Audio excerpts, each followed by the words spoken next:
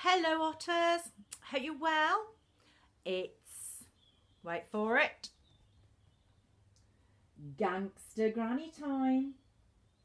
And we're now on chapter 18 and it's called Visiting Hours. Here we go. You can't stay with Granny tonight, said Dad. It was 4 o'clock on a Friday afternoon and Ben had just got home from school. It was strange that Dad was home so early. He usually didn't finish his shift at the supermarket until 8 o'clock. Why not? Asked Ben, noticing his dad's face was dark with worry. I'm afraid I've got some bad news for you, son. What? Demanded Ben, his face darkening with worry too. Granny's in hospital. A little while later, once they'd finally found a parking space, Ben and his parents went through the automatic doors of the hospital. Ben wondered if Ben and Dad were ever going to find Granny in here.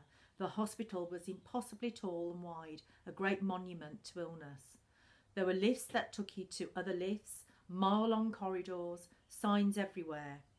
Coronary care unit, radiology, clinical decision unit, MRI scanning unit. Confused-looking patients on trolleys or in wheelchairs were being wheeled up and down by porters as doctors and nurses who'd looked like they hadn't been to bed for days hurried past them. When they finally found the wing Granny was in, right up on the 19th floor, Ben didn't recognise her at first. Her hair was flat on her head, she didn't have her glasses on or her teeth in, and she was wearing not her own clothes but standard issue NHS nightgown. It was as if all of the things that made her Granny had been taken from her and she was now just a shell. Ben felt so sad to see her like this but tried to hide it. He didn't want to upset her. "Hello, dears," she said. Her voice was croaky and her speech a little slurred. Ben had to take a deep breath to hold back the tears. "How are you feeling, Mum?" asked Ben's dad. "Not too clever," she replied. "I had a fall." "A fall?" said Ben. "Yes, I don't remember much about it. One moment I was reaching in the larder for a tin of cabbage soup. The next thing I knew, I was lying on the lino, staring at the ceiling. My cousin Edna called me a number of times from her nursing home. When she couldn't get an answer, she called an ambulance for me." "When did you fall over, Granny?" asked Ben. "Let me think. I was lying on the kitchen floor for 2 days, so it must have been Wednesday morning. I couldn't get up to reach the telephone." "Oh, I am so sorry, Mum," said Dad quietly. Ben had never seen his father look so upset. It's funny because I meant to call you on Wednesday, you know, just for a chat and a catch-up," said Mum, lying through her teeth. She had never called the old lady in her life, and if Granny ever called the house, Mum couldn't get off the phone quick enough. "You weren't to know, my dear," said Granny. "They did all kinds of tests this morning to see what was wrong with me. X-rays and scans and all that sort of thing. I'll get the results tomorrow. Hopefully I won't be in here too long." "I hope so too," said Ben. There was an uncomfortable silence. No one quite knew what to say or do. Mum hesitantly nudged Dad and mimed looking at her watch.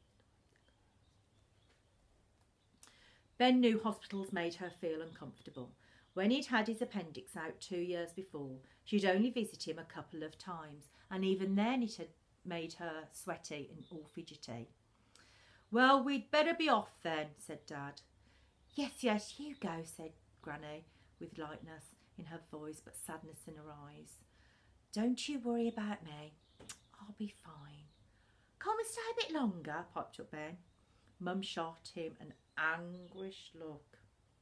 "No, come along, Ben. Your Granny will need to go to sleep in a few hours," said Dad as he stood up and readied himself to leave. "I'm quite busy, Mum, but I'll try and pop in over the weekend." He patted his mother on her head like he might do a dog. Dad wasn't a big hugger. He turned to go. Mum smiled weakly. and then pulled a reluctant Ben by the wrist. Up in his bedroom later that evening, Ben determinedly sorted all the information he'd gathered from school that week. "We'll show them, Granny," he thought fiercely. "I'm going to do it for you." Now Granny was ill, and he was determined even more. He had until tea time to plan the greatest jewel theft in history. So he's still planning on going ahead with the jewel theft. Oh my goodness. It's a shame for Granny being in hospital, but hopefully she'll be well and she'll be out soon. So until the next chapter, and at home, keep reading. Bye children.